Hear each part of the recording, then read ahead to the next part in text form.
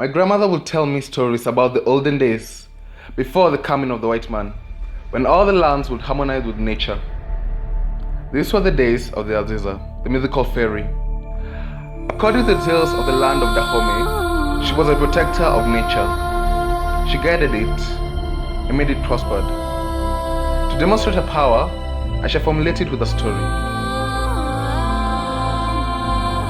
The Aziza was known for her act of kindness and her mighty rule, and this act was demonstrated to the hunter Aweke. He was a ruthless man. His skills were legendary.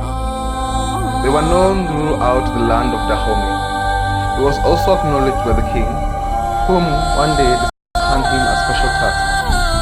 This task was to rip off the wings of the legendary Dakamote, the king of the birds. If this was successful, he would be ranked highly by the royal crown. He did not hesitate, for this was a mere challenge to him. And so, at the wake of dusk, when all creatures settled in the forest, Aweke went on in the depth of the jungle. Holding a sword in his hand, he went on. Finally, he stood at the tree where the Dakamote was at bay. He lit the fire and ejected it to the nest of the Dakamote. The bird's wake was loud enough to shatter a man's ear. The bird arose from its slumber and headed to the hunter. In brutal force, the Dakamote clutched the hunter's back in the aim of erecting him. Aweke, with the assistance of the sword, wounded the creature on its left wing, bringing it to the ground. Slowly, he plunged his sword into the wings of the creature. The creature began to change its appearance into a beautiful winged woman. She was dressed in bright colors, and her wings elevated her as a majestic being.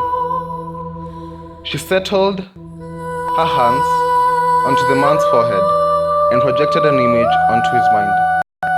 He saw himself and the animals he had killed, colonies and families he had ripped apart.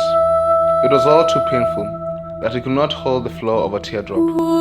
As he watched the savagery of his hands, it was all unbearable. The many like him he had destroyed. It was all done in a flash. He witnessed all he could have been, a monster. Soon, it all passed and no gorgeous life stood in front of him. In this story, we learn the power of the Aziza, how she demonstrated an act of kindness to a hunter. Even though she could have killed him, he still chose to be the protector of mankind.